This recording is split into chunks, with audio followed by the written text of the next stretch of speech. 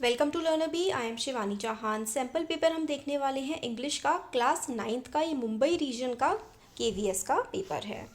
इसका पीडीएफ आप लोगों को मिल जाएगा हमारे टेलीग्राम ग्रुप पर, जिसका लिंक आप लोगों को मिलेगा डिस्क्रिप्शन बॉक्स में। वहाँ पर जाकर के आप अपने क्वेश्चंस वगैरह भी पूछ सकते हैं, कोई डाउट वगैरह हो तो सबसे पहले जब हम सॉल्व करते हैं ना रीडिंग कॉम्प्रिहेंशन को, तो हम ना क्वेश्चंस पहले पढ़ते हैं, फिर उसके बाद हमें पैसेज पे हमेशा जाना चाहिए। यही बिल्कुल सही तरीका होता है, इससे हमारा टाइम बहुत बचता है। बफर जोन क्या होता है? Most important reason behind massively reduced forest area. Human animal conflict क्या है? फिर उसके बाद एनिमल की पॉपुलेशन डिक्रीज़ क्यों हो रही है, स्पेशली टाइगर्स की। फिर हमारा जो सेंट्रल गवर्नमेंट का डिपार्टमेंट है वो किस तरीके से प्लान और पॉलिसीज़ को प्रमोट करता है। Herbivores, where would one find wild herbivores like nilgai. तो मतलब हमें नीलगाय को भी इसमें देखना है कहाँ पर है। हाँ, और फिर उसके बाद हर्बीवोर्स, हर्बीवोर्स काफ़ी ज़्यादा आ रहा है। नीड ऑफ द आवर क्या है, ये है। और फिर उसके बाद वॉन्डर का क्या मतलब होता है, स्कार्स का क्या मतलब होता है। तो मैंने नहीं पढ़ा था ये पैसेज पहले, बट हम जब फटाफट से सरसरी निगाहों से देखते हैं ना, तो हमें समझ में आ जाता है कि ये मेन पॉइंट्स हैं जो हमें यहाँ पैसेज में ढूंढने हैं। बफर जोन ढूंढना है, मैंने हाईलाइट क्यों कर दिया, आप भी पेंसिल से मार्क कर दिया करिए, क्योंकि यही शब्द हमें पैसेज में ढूंढने होते हैं। बफर जोन ढूंढना है, massively reduced forest area, human animal conflict, ये सब चीज़ें। तो चलो स्टार्ट करते हैं आप पैसेज।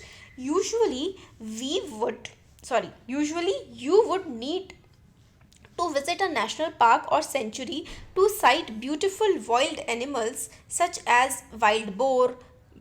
नीलगाय, नीलगाय आया था ना आगे, फिर से उसको हम लोग क्या बोलते हैं, नीलगाय को ब्लू बुल भी बोलते हैं। Spotted deer, chinkara, blackbuck, Indian hare, जो वो होते हैं ना इंडियन हेयर, खरगोश, मंकी। इन सबको देखने के लिए ना यूजुअली तो आपको कहाँ जाना पड़ता है, नेशनल पार्क या वाइल्ड लाइफ सेंचुरी में। Today just go around two any agriculture field and you may find plenty of wild herbivore. Herbivore होते हैं जो घास या फल सब्जियां खाने वाले जो जानवर होते हैं, बेसिकली घास खाने वाले जानवर। उनको आप रोमिंग करते हुए, इधर उधर घूमते हुए देख लेंगे, वो क्रॉप्स खाते हुए आपको दिख जाएंगे। क्यों? क्योंकि नेशनल पार्क्स में अब इतनी जगह नहीं बची, नेशनल पार्क छोटे होते जा रहे हैं और जानवरों को रहने की जगह नहीं मिल रही है, तो वो एग्रीकल्चर फील्ड में आ रहे हैं। ये हम लोग पढ़ते भी आते हैं, कई चैप्टर्स में भी पढ़ते हैं। तो व्हेन फॉरेस्ट आर अबंडेंट, क्या इस वाले में हमें कोई आंसर मिला क्या? भाई देखो, अब फिर से क्वेश्चन देखते हैं कि बफर जोन क्या है। तो बफर जोन का आंसर हमें नहीं मिला। Most important reason behind massively reduced, इसका भी नहीं मिला, ये भी नहीं मिला, ये भी नहीं। इनमें से अभी तक हमें कोई आंसर फर्स्ट वाले पैरा में नहीं मिला है। बट ये देखो, where would one find wild herbivores like nilgai nowadays. तो ये वाला आंसर हम लोगों को मिल गया है। और ये वाला आंसर हम लोगों को कहाँ पर मिला है? ये हमें मिला है, ये रहा। जनरली तो नेशनल पार्क में होते हैं, बट दीज डेज आप इसको today just go around two any agriculture field and you may find plenty of wild herbivores. तो यहाँ इसका आंसर क्या हो जाएगा? जो हमारा 6th वाला है उसका आंसर हम लोगों को फर्स्ट वाले पैरा में मिल गया। तो 6th वाला ये था कि where would you find wild herbivore like nilgai nowadays. तो भाई एग्रीकल्चर फील्ड इसका आंसर हो जाएगा। क्या हो जाएगा? इसका आंसर हो जाएगा भाई एग्रीकल्चर फील्ड में हमें मिल जाते हैं, इसलिए तो 6th वाले का आंसर हो गया। अब हम आगे के क्वेश्चंस देखते हैं।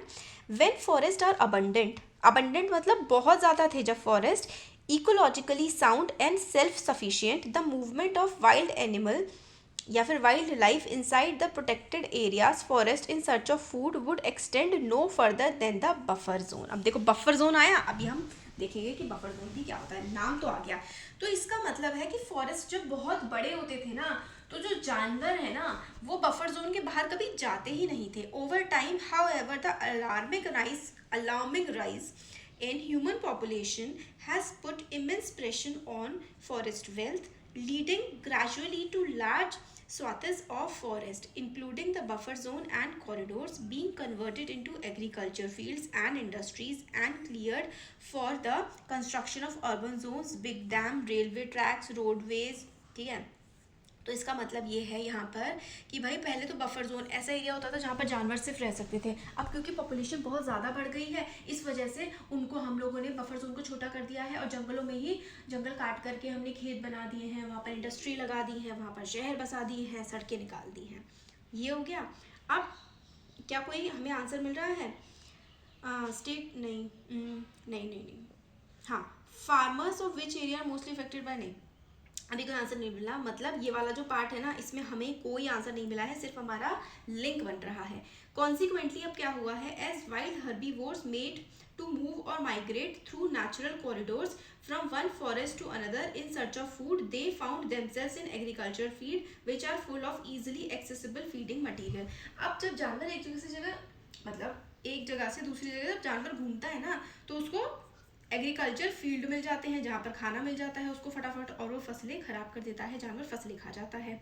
This had been the gradual effect of encroachment into the homes of wildlife by humans, compounding the human wild animal conflict to boot. Exposed such animals also come as easy prey for poachers or become roadkill. As per Delhi-based NGO Wildlife Protection Society of India, over 1,000 tigers have been killed in the country by poachers over last 2 decades. Over 650 incidents of roadkill been recorded in the last 5 years. तो हमें, क्योंकि जानवरों के पास रहने के लिए जंगल नहीं बचे हैं, वो रिहायशी इलाकों में यानी कि जहाँ पर इंसान रहते हैं या फिर जहाँ पर इंसानों के खेत होते हैं वहाँ पर आ रहे हैं। इसकी वजह से जो पोचर्स हैं यानी कि जो जानवरों को मारने वाले लोग होते हैं ना, उनकी खाल वाल ये सब बेचते हैं, उनको बड़े मज़े आ रहे हैं, उनको ईजिली अब जानवर मिल जाते हैं। तो ये हो गया है। State 2 reasons which led to decrease of animal population specially tiger.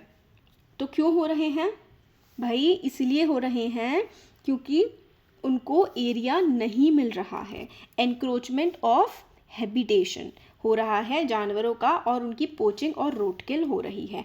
तो इसका आंसर क्या हो जाएगा कि भाई क्यों कम हो रही है जानवरों की पॉपुलेशन। एक तो पोचिंग है, मतलब उनको उनके बॉडी पार्ट्स को बेचने के लिए उनको मारा जाता है, और बेचारे सड़कों पर भी गाड़ियों से मर जाते हैं कई बार जानवर। तो रोड किल और पोचिंग 2 बड़े कारण बन रहे हैं जिसकी वजह से एनिमल की पॉपुलेशन घट रही है। तो हमारे 4th वाले का भी आंसर हमें मिल गया। So on the one hand wildlife outside the protected area is in great peril, मतलब बहुत बड़े डेंजर में है। On the other hand farmers and locals in and around the forest fringe areas are at a loss due to crop damage and danger pose to human and livestock lives. यानी कि अब एक तरफ तो जानवरों को नुकसान हो रहा है कि भाई उनके जंगल खत्म हो रहे हैं, दूसरी ओर अब इंसान को भी नुकसान होने लगा है, क्योंकि वो जानवर जो पहले जंगलों में रहते थे अब एरियाज़ में आ रहे हैं, शहरी इलाकों में आ रहे हैं, गाँव के इलाकों में, खेतों में आ रहे हैं और फसल खराब कर देते हैं और गाय भैंस को खा जाते हैं, बकरियों को वो जानवर खा जाते हैं। Ministry of environment forest and climate change estimate that between 2014 and 17 1 death took place every day due to human animal conflict. एक डेथ हुई है इंसान और जानवरों की लड़ाई की वजह से। It is observe that wild herbivores damage between 15 to 50% of standing crops in the field और may affect 50 से 75% of the total agriculture area. मतलब इतना सारा एरिया जानवर खराब कर देते हैं, किसका, खेती का। भाई उनके घर छीनोगे तो वो तो करेंगे कुछ ना कुछ, है ना। Hence a balance solution in the form of special management plan is need of the hour, not only to protect wildlife outside protected areas and forest but also to safeguard human lives and livelihoods। तो भाई बचाने की ज़रूरत है। अब हम देखते हैं आंसर। तो बफर जोन क्या होता है, बफर जोन होता है natural habitat of wild herbivores. तो हमें करेक्ट एग्जैक्टली आंसर नहीं मिला, हमें खुद ही बनाना पड़ेगा कि भाई बफर जोन जहाँ पर आया था वहाँ से हमें समझना पड़ेगा कि भाई बफर जोन क्या होता है। बफर जोन एक ऐसा एरिया होता है जहाँ पर एनिमल्स रहते हैं, उनके रहने का एरिया होता है वो। ये वाला हो गया। What is the most important reason behind massively reduced forest area. बहुत ज़्यादा फॉरेस्ट एरिया क्यों हम काट रहे हैं, क्योंकि ह्यूमन पॉपुलेशन बहुत ज़्यादा बढ़ती जा रही है ना। ह्यूमन पॉपुलेशन बढ़ रही है, इस वजह से हम लोग जंगलों को बहुत ज़्यादा काट रहे हैं। तो मैसिवली फॉरेस्ट एरिया कम हो रहा है क्योंकि बफर जोन जो है वो एग्रीकल्चरल फील्ड्स में, इंडस्ट्रीज़ में, इन सब में कन्वर्ट हमारे हो रहे हैं। ये रही, ये यहाँ से ये वाला आंसर निकल गया, सेकेंड वाले का आंसर मिला है हमें यहाँ से। अब name the department of central government that plans promote. हाँ, तो ये रहा ministry of environment forest and climate change, और ये स्पेशल मैनेजमेंट प्लान बनाते हैं। तो ये रहा यहाँ पे आंसर 5th वाले का ministry of environment, forest and climate change. फिर हर्बीवोर ये वाला हमने कर लिया था। Farmers of which area are mostly affected by, तो कौन से एरिया के फार्मर्स ज़्यादा इफेक्ट होते हैं? जो बिल्कुल जंगलों के पास रहते हैं, तो एज ऑफ द फॉरेस्ट पे जो रहते हैं जंगलों के पास, उन फार्मर्स को बहुत नुकसान होता है। हाँ, edge of the forest. Need of the hour क्या है कि हम लोग प्रोटेक्ट करें वाइल्ड लाइफ को और इम्प्लीमेंट करें स्पेशल मैनेजमेंट प्लान।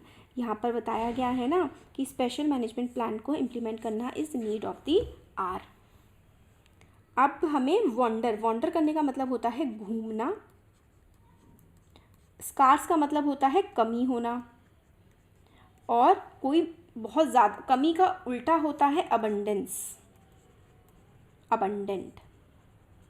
तो अगर हमें वर्ड मीनिंग पता है तो हम ऐसे भी ढूंढ के लिख सकते हैं, ढूंढ के भी लिख सकते हैं, और हमें पता है तो हम डायरेक्टली भी आंसर लिख सकते हैं। नेक्स्ट देखिए जो क्वेश्चन है, in the pictures below you see a variety of maps. Picture जो है नीचे, इसमें आपको काफ़ी सारे मैप दिख रहे हैं। ये देखो, ये ग्लोब है, ये गूगल मैप है, ये यूएसए का मैप है, और ये इंडिया का मैप है। तो हमें इस पिक्चर में 4 मैप्स दिखाई पड़ रहे हैं। तो क्वेश्चंस देखते हैं। सबसे पहले the third image is of, third image किसकी है भाई? थर्ड इमेज जो है वो देखते हैं क्या क्या लिखा हुआ है इसमें, कोल्ड, और फिर उसके बाद साफ नहीं दिख रहा है, इसमें विंड है। हाँ, तो ये वाला जो है ना थर्ड इमेज ही ना वेदर मैप है, क्योंकि इसमें हम लोग को वेदर के बारे में काफ़ी पता लग रहा है। यूएसए का वेदर मैप दिया हुआ है, तो हमें सिंपल सा देख के ही ऐसे ही पता लग गया। रवि सन इज इन क्लास 7। तो रवि का जो बेटा है वो 7th क्लास में है। He wants his son to understand more about geography of India. He went to a shop to buy map for him. Which one you advise him to buy? तो वो एक मैप खरीदने गया है। कौन? रवि। रवि अपने बेटे के लिए रवि अपने बेटे के लिए एक मैप खरीदने गए हैं, क्योंकि वो चाहते हैं कि उनके बेटे को इंडिया के बारे में, इंडिया की ज्योग्राफी के बारे में पता लगे। तो आप कौन सा मैप सजेस्ट करेंगे? तो देखिए, हमेशा आप पॉलिटिकल मैप सजेस्ट करेंगे। खैर, हमें ये भी पढ़ लेना चाहिए, इसमें भी काफ़ी सारी क्योंकि इन्फॉर्मेशन है, हम तो खुद से ही कहे जा रहे हैं। मैप क्या होता है? What is a map?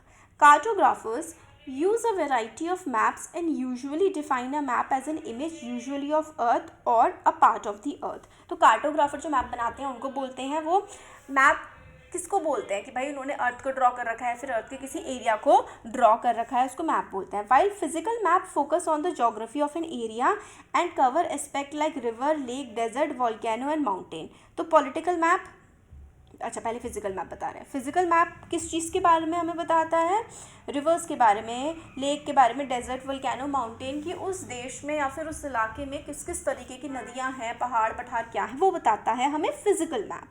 Political map हमें बताता है boundaries of a country, state, countries या फिर डिस्ट्रिक्ट। पॉलिटिकल मैप हमें स्टेट्स के बारे में, कितनी स्टेट्स हैं, क्या उनकी राजधानियां हैं, कितनी वहाँ पे जिले डिस्ट्रिक्ट हैं, ये सब हमें पॉलिटिकल मैप बताता है।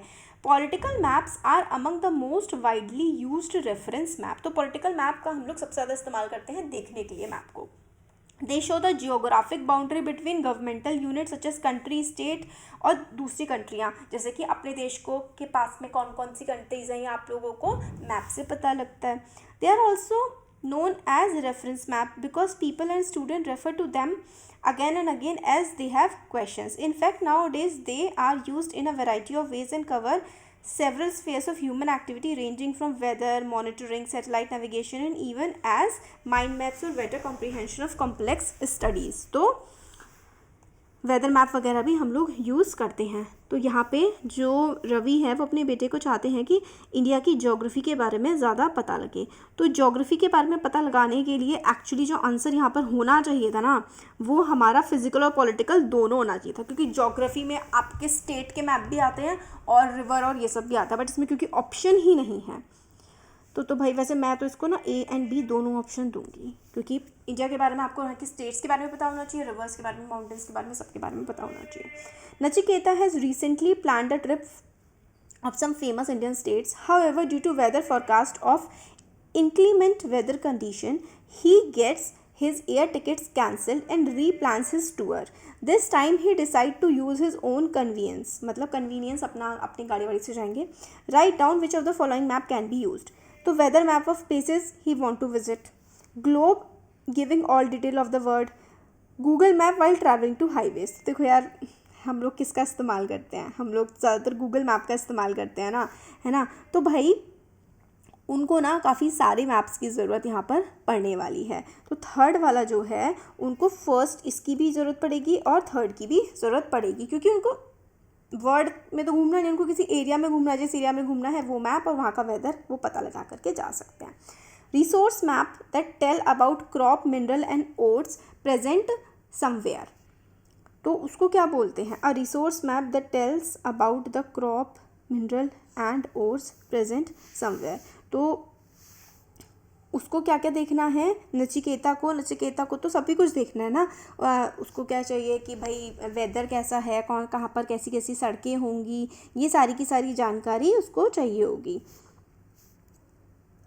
तो 1 और 3 ये वाला. Choose the option that is likely to be found on a weather map. Weather map पे आपको क्या क्या दिखेगा? वेदर मैप पे आपको प्रेशर भी उस एरिया का दिख जाता है. चलिए हम लोग इसमें से ढूंढते हैं कि वेदर मैप में आप लोगों को क्या क्या देखने के लिए मिल जाता है. इन्होंने दे भी रखा है कुछ, पता नहीं इन्होंने मैप दे रखे हैं और पैरा दे रखा है. पैरा में इतने ज़्यादा आंसर नहीं है, हम लोगों को सारे के सारे आंसर जो है मैप से निकालने पड़ रहे हैं. अब देखो क्या क्या दिख रहा है और इसमें साफ दिख भी नहीं रहा है कि अच्छा हमें क्या क्या पता लगता है कि विंड है किसी जगह पर कितनी, और कोल्ड कितना है, और फिर उसके बाद स्टेशनरी स्नो का हमें पता लग जाता है, और टेम्परेचर का हम लोगों को पता लग जाता है कि कितना टेम्परेचर है, कितनी हवा चल रही है. चलो देखते हैं. तो इसका मतलब टेम्परेचर, हवा, अगर ये सब पता लग जा रहा है ना, तो उसमें हम लोगों को ह्यूमिडिटी तो पता लगेगी, प्रेशर पता लगेगा, बट कंडेंसेशन तो हम लोगों को नहीं पता लगता है. तो इस हिसाब से अगर हम लोग देखें कि भाई कंडेंसेशन तो हम लोगों को नहीं पता लग रहा है ना, तो यानी कि हम लोगों का आंसर सिर्फ ह्यूमिडिटी लगा देना होगा. इकोलॉजिकल पेट्रिमोनी क्या होता है? Select the assets that human beings have in form of ecological patrimony. तो कौन कौन से हैं इकोलॉजिकल पेट्रिमोनी? चलो हम लोग ढूंढते हैं यहाँ पर. इकोलॉजिकल पेट्रिमोनी क्या होता है? We are going to lose a significant amount of cultural patrimony as well as ecological patrimony inherited which we can monitor only in the with the help of maps. Our world is witnessing sea changes in cultural respect and natural phenomena and flora and fauna around us undeniably. तो इन्होंने हम लोगों को ये भी नहीं बताया है इस पैरा में कि इकोलॉजिकल पेट्रिमोनी क्या होता है. चलिए ऑप्शंस के थ्रू हम लोग समझने की कोशिश करते हैं. इकोलॉजिकल जो चीज़ें हमारे आसपास होती हैं, तो भाई इकोसिस्टम एंड जियोग्राफिकल स्ट्रक्चर ही होगा और फ्लोरा एंड फौना होगा. तो बोथ ए एंड सी, ए और सी. नेक्स्ट देखिए, ये क्वेश्चन जो है, it is not important to have knowledge of maps for. Map की नॉलेज ज़रूरी नहीं है किस चीज़ के लिए? भाई सब एक्वायर्ड लाइफ स्किल तो नहीं कह सकते हम इसको. मैप्स की नॉलेज हम लोगों को किस किस के लिए चाहिए? हम लोगों को सैटेलाइट नेविगेशन भी नहीं इसमें आना. अच्छा ओके,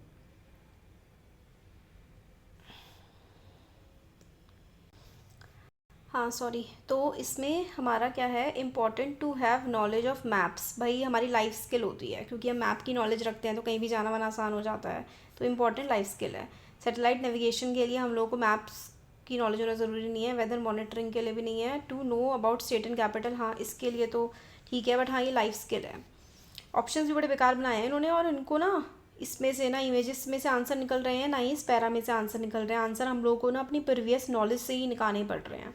कई बार इस तरीके के पैसेजेस भी आ जाते हैं, तो पढ़ाई मतलब रीडिंग स्किल्स हमारी डेवलप हो जानी चाहिए. इसलिए हेरिटेज क्या होता है? चलो ये तो इन्होंने बताया था कि पेट्रिमोनी होता है.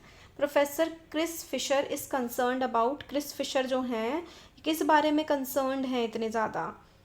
इनको किस बात की चिंता हो रही है? इनको एक तो कल्चरल पेट्रिमोनी की काफ़ी चिंता हो रही है और इकोलॉजिकल पेट्रिमोनी की भी चिंता हो रही है. तो डी ऑप्शन है इसमें था ना, ये देखो ये तो चलो पैरा से आंसर निकल गया हमारा कि इकोलॉजिकल ये जो है ना क्रिस फिशर, इनको कल्चरल और इकोलॉजिकल पैट्रिमोनी की काफ़ी चिंता हो रही है और हमें इस पैसेज से चिंता हो रही है कि कितना टफ पैसेज दे रखा है इन्होंने। What does flora and fauna refer to? Flora and fauna से क्या मतलब क्या होता है? तो प्लांट्स एंड एनिमल्स, जो प्लांट्स होते हैं, एनिमल होते हैं ब्रॉडेस्ट सेंस में, वो फ्लोरा एंड फौना होते हैं। Physical map does not focus on, physical map किस चीज़ पर फोकस नहीं करता है? To determine time in different parts of the world. तो हमें क्या क्या पता लगता है? रोड का पता लगता है, सिटी का भी पता लगता है, वाटर रिसोर्स का पता लगता है मैप से, हमें माउंटेन वैली का भी पता लगता है, टाइपोग्राफी का भी पता लगता है, इसका पता नहीं लगता बी वाले का। तो ये हम लोगों ने देखे, सिर्फ अभी क्या देख लिया हमने? रीडिंग पैसेज देख लिए। राइटिंग वाला देख लेते हैं। राइटिंग में हम लोगों को short bio sketch given below is a profile of Mrs Poonam Malik, और उनका बायो स्केच बताना है। तो एज ये है, पर्सनालिटी, हाइट वगैरह दे रखी है, फैमिली में बता रखा है, उनके लाइक्स डिसलाइक्स क्या है ये बताया हुआ है, और इससे आपको क्या बनाना है? इससे आपको बनाना है उनका एक बायो स्केच लिखना है, और ये है डायरी बतानी है, डायरी लिखनी है आपको। वाइल कमिंग होम, ये ऑब्जर्व किया आपने रोड पर। एक सेकंड, सॉरी बच्चों, मेरे को बार बार पॉज इसलिए करना पड़ रहा है क्योंकि बाहर है एक कबूतर और वो कर रहा है बहुत ज़्यादा शोर और सामान हिला रहा है, तो इसलिए मेरे को जाना पड़ा। तो यहाँ पे आपको क्या करना है? एक डायरी एंट्री लिखनी है। While coming home from school you were trying to cross the road at a busy traffic point. तो आपने एक ओल्ड मैन को देखा जो कि रोड क्रॉस करने की कोशिश कर रहे हैं, फिर आपने उनको मतलब हेल्प की। तो इसके बारे में डायरी एंट्री लिखनी है, और ये क्वेश्चन बहुत बार एग्जाम्स में आ चुका है। एक शॉर्ट स्टोरी है, वो आपको लिखनी है इनके बेसिस पे, तो ये आप ज़रूर करिएगा। अब यहाँ पर जो है ग्रामर है, तो grammar, in a zoo at Lusaka there is a cage dash the road, there is a cage dash the notice reads. तो इसमें आ जाएगा इन विच, यहाँ पे आपके आंसर्स लिखे हुए हैं और इसको आप सॉल्व करने का ट्राई करिएगा, ठीक है। ये तो आपने ग्रामर पढ़ रखी होगी तो उसी से हो जाएगा। यहाँ पे साइड में आंसर्स हैं। अब हम ना लिटरेचर, ये एरर करेक्शन है और आंसर आपको यहाँ पे साइड में दिख रहे हैं। वीडियो बड़ा हो रहा है इसलिए आप लोगों ने यहाँ से आंसर्स चेक कर लेना, और इसका PDF तो आपको मिल ही जाएगा। अब लिटरेचर सेक्शन के ना इंपॉर्टेंट क्वेश्चंस देख लेते हैं कि ये वाले क्वेश्चंस तो ज़रूरी कर जाना। अब that's a lie, you are not dealing with a fool, ये कहाँ का है? I am as smart as you are and I know that you run a car, better be careful वाइज का है। तो ये लास्ट चैप्टर है ना, इफ़ आई वर यू, ये उसका है। तो कौन सा वाला हो गया अपना ये वाला? If I were you. Who is the speaker? Which lie is he talking about? तो स्पीकर तो जो है वो इंट्रूडर जो घुस गया था ना घर में, वो है। और कौन से लाई के बारे में बात कर रहा है कि भाई जो इसका राइटर है वो खुद जाने की कोशिश कर रहा होता है, एक इंट्रूडर आ जाता है, तो वो वाली बात है। Why did the speaker think he was smarter than the listener? तो उसको ऐसा क्यों लगता है? क्योंकि वो जो इंट्रूडर होता है उसे लगता है कि वो जिराड को मार देगा, इसलिए वैसी बातें कर रहा होता है। Why did he want the listener to be careful? क्योंकि वो कहता है कि भाई देखो मेरे हाथ में गन है, ज़्यादा होशियार बनोगे मैं मार दूंगा। What does the extract reveal about the speaker? तो एक्सट्रैक्ट से हमें स्पीकर के बारे में क्या पता लगता है? तो इससे हम लोग को पता लगता है intruder is over confident about his abilities. Name the listener, तो लिसनर क्या था? जिराड था जो बातें सुन रहा था।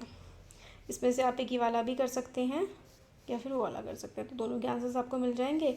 Once when the good saint Peter lived in the world below and walked about it preaching. तो यहाँ पे जो प्रीचर है वो कौन है? तो सेंट है ना, स्टार्टिंग में लिखा हुआ है। वो क्या करते हैं? वो प्रीचिंग करते हैं, सेंट है तो उपदेश देते हैं। Where did saint Peter live? Saint Peter कहाँ पर रहते हैं? And walked about it preaching, और कहाँ पर रहते हैं? इन द वर्ल्ड बिलो, ये है ना, lived in the world below, यही बताया गया है। Find the word from the stanza similar to meaning to virtuous. Virtuous का मतलब होता है जो अच्छा इंसान होता है, तो good. Name the poet of the given stanza. तो ये वाला जो स्टांजा है ये कहाँ से लिया गया है? कौन है इसके पोएट? तो ये है फिबी क्रे। नेक्स्ट देखिए, ये जो क्वेश्चंस है इसके और वाला ये वाला है एक, ये आप लोग कर लीजिएगा, यहाँ पे आपको साइड में आंसर मिल जाएंगे। और how does the poet describe the morning in the lonely island, ये है। Why has the criminal been called the intruder? Why does the author called Boudhanath stupa a heaven of quietness. तो ये सारे के सारे आंसर्स ना यहाँ पे साइड में लिखे हुए हैं, आप लोग इधर से पढ़ सकते हैं। और ये वाले जो है ना क्वेश्चंस इंपॉर्टेंट हैं, तो इनको करके जाइएगा ज़रूर। आंसर भी बिल्कुल साइड में ही गिवन है। What did the county inspector do to improve Marjorie's performance in geography? तो ठीक कर दिया था उन्होंने। Is she visible? If not, why not? Write your answer in the context of poem A Slumber Did My Spirit Seal। तो Slumber Did My Spirit Seal में जो है उनकी डेथ हो जाती है, उनकी लव्ड वन की, राइटर की, तो उसके बारे में पूरी की पूरी पोएम है। Where and why was grandfather going the next day? तो कहाँ पर जा रहा था एडवेंचर ऑफ टोटो में? वो बंदर जो परेशान कर रहा था उसको छोड़ने वोड़ने ना, अपनी पेंशन लेने जा रहे थे और फिर बंदर को ले गए थे। What reason did the guru give to the king for dying first? तो इसका आंसर यहाँ पे आ जाएगा आपको। और who was the only asset of Mahendra? Mahendra का ओनली एसेट क्या था? तो ये सारे के सारे आंसर्स आप लोग को मिल जाएंगे। ये क्वेश्चंस इंपॉर्टेंट हैं, आप लोग यहाँ से देख सकते हैं। और how did the little girl start understanding her father? Right your answer in the context of the little girl. तो लिटिल गर्ल वाला जो चैप्टर है उसके कॉन्टेक्स्ट में आपको ये आंसर लिखना है इधर से। और जो संतोष वाला चैप्टर है उससे, Santosh decided to fight the system in her own quiet way. How did Santosh rebel but quietly? तो ये संतोष वाला आंसर आपको मिल जाएगा इधर। और लास्ट लीव से क्वेश्चन है और एक लॉस्ट चाइल्ड से वाला क्वेश्चन है। तो ये क्वेश्चंस इंपॉर्टेंट है, इन क्वेश्चंस के आंसर अच्छे से पढ़िएगा और ज़रूर इनको अच्छे से करके जाइएगा। Thank you.